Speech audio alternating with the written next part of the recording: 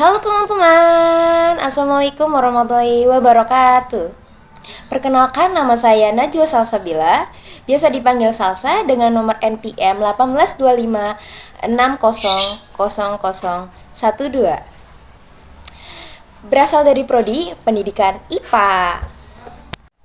Jadi, hari ini aku mau ngasih tahu contoh aktivitas sederhana yang punya dampak besar banget. Apa sih itu? Yap, betul, lari. Pasti kalian nggak asing kan sama apa yang namanya lari? Dan pasti kalian sering ngelakuin ini kan? Banyak orang mengira lari ini hanya soal capek, tapi sebenarnya lari ini bisa dapat membentuk disiplin diri, kesehatan fisik, serta meningkatkan salah.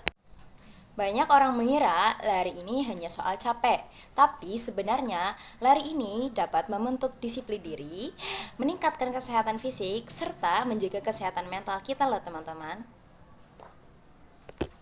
Bahkan dalam kegiatan lari ini terdapat banyak konsep dasar IPA yang terjadi dalam tubuh kita loh.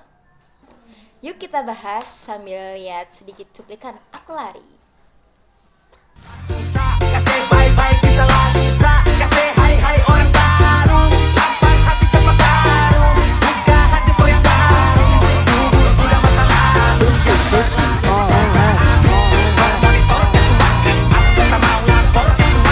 Kita bahas soal disiplin.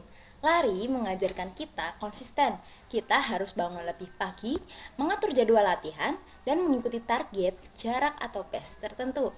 Ini mirip dengan konsep dasar IPA tentang ritme biologis, di mana tubuh punya pola alami yang menyesuaikan dengan kebiasaan yang kita latih setiap hari.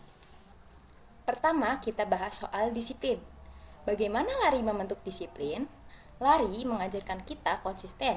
Kita harus bangun lebih pagi, mengatur jadwal latihan, dan mengikuti target jarak atau pace tertentu. Ini mirip dengan konsep dasar IPA tentang ritme biologis, di mana tubuh punya pola alami yang menyesuaikan dengan kebiasaan yang kita latih setiap hari.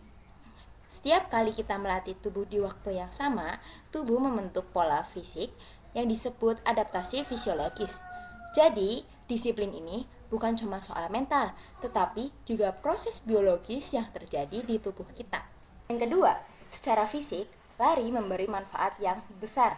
Ketika kita berlari, otot bekerja lebih keras, sistem pernapasan meningkat, dan jantung memompa lebih cepat. Ini berkaitan dengan konsep sistem peredaran darah, sistem pernapasan, dan energi pada manusia.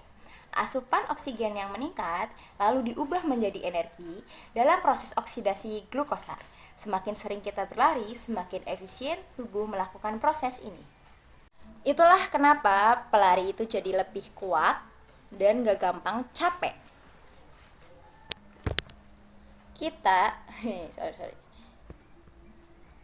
juga melatih otot kaki, pinggul, dan core.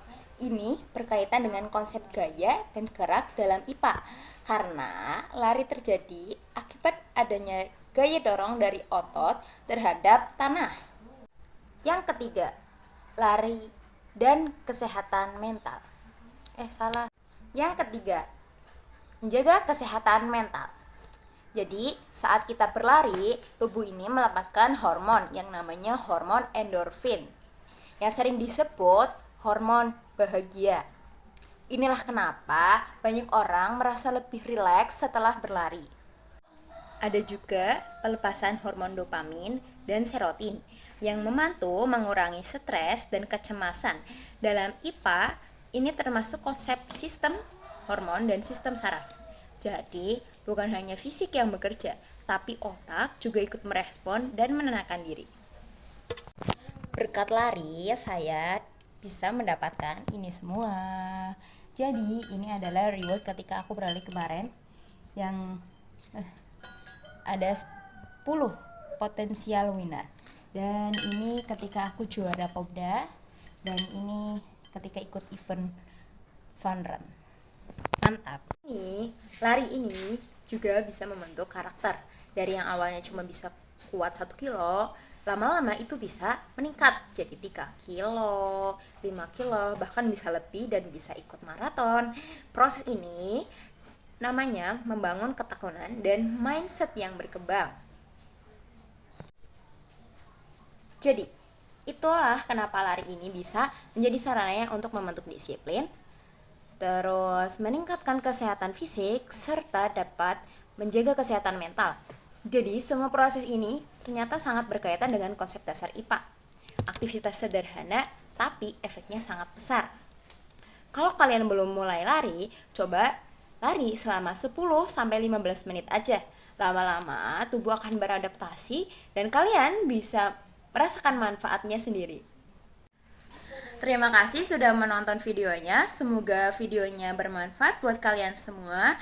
Jangan lupa like, komen, dan share ke teman-teman kalian. Sampai jumpa di vlog berikutnya. Bye bye. See you next time.